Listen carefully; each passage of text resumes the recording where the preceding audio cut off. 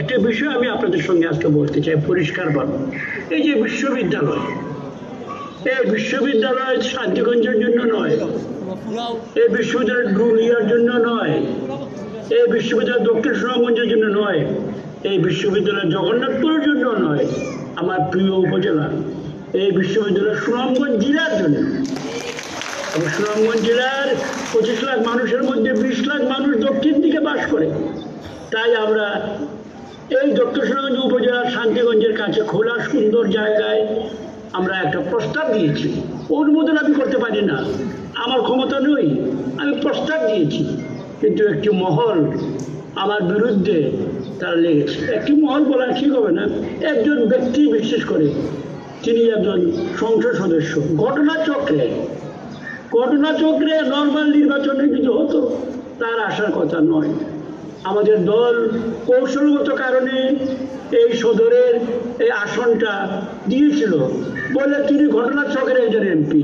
আর ঘটনাচক্রের MP হয়ে আমরা যেখানে আপনাদের দরজায় গিয়ে গিয়ে কান্নাকাটি করে হাত পা ধরে ভোট আনি, তাকে কিছুই করতে হয় নাই। আওয়ামী লীগ সরে গেছে, তিনি অটোমেটিকলি হাওয়ায় এমপি হয়ে গেছে।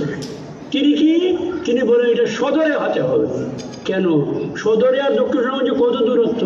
সদর যেখানে শেষ, দক্ষিণ সুনামগঞ্জে সেখানে শুরু। মাত্র 200 গজ উত্তর গেলে সদর শুরু হয়ে গেছে। মেডিকেল আমরা সদরে শুরু করেছি, আমাদের কোনো বেশ কম নাই। আমরা এইটাই দক্ষিণ সুনামগঞ্জের এই জায়গায় করেছি কারণ এখানে সুন্দর জায়গা, মানুষের বাড়িঘর ধ্বংস করতে হবে না। মাত্র 3টি পরিবারকে, লন্ডনের পরিবার, তাও কোনো গরিব পরিবার নয়, তাদেরকে সরাতে হবে। এই জায়গায় মাটি সবচেয়ে কম লাগবে, উঁচু জায়গা, কোনো ধানের ফসল হয় না, কোনো ধানি জমি আমরা নষ্ট করব না। সকল বিবেচনায় মাত্র 20 মিনিটের সুনামগঞ্জ থেকে আসা যায়। এই জায়গায় আমরা প্রস্তাব করেছি, বাবা বলছি প্রস্তাব, আমি অনুমোদন করার আমার ক্ষমতা নেই, সরকার বরাবর প্রস্তাব করেছি। এইটা নিয়ে এখানে এই এমপি সাহেব তিনি এখন বলছেন না সদরেই হয়তো। কেন আমরা এটা বুঝি না? যদি সদরের মধ্যেই পড়া যায় তাহলে তিনি বলবেন কি, হ্যাঁ দেখেন সদরবাসী, আমি বিশ্ববিদ্যালয়ে আনছি। আরে ভাই, এই বিশ্ববিদ্যালয় এখানে আসার আগে আপনার মুখ থেকে কোনো দিন বিশ্ববিদ্যালয় শব্দটা বেরিয়েছে দেখেন?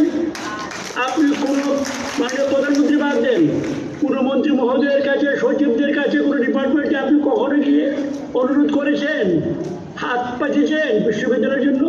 তখন আপনি সদরের মানুষকে বলতে চান, এই সদরবাসী, আমি বিশ্ববিদ্যালয় নিয়ে আসছি, আমি একজন বড় এমপি। এইভাবে হওয়া যায় না। আমি তো এটা বলতে পারবো না আমি বিশ্ববিদ্যালয়ে আনছি।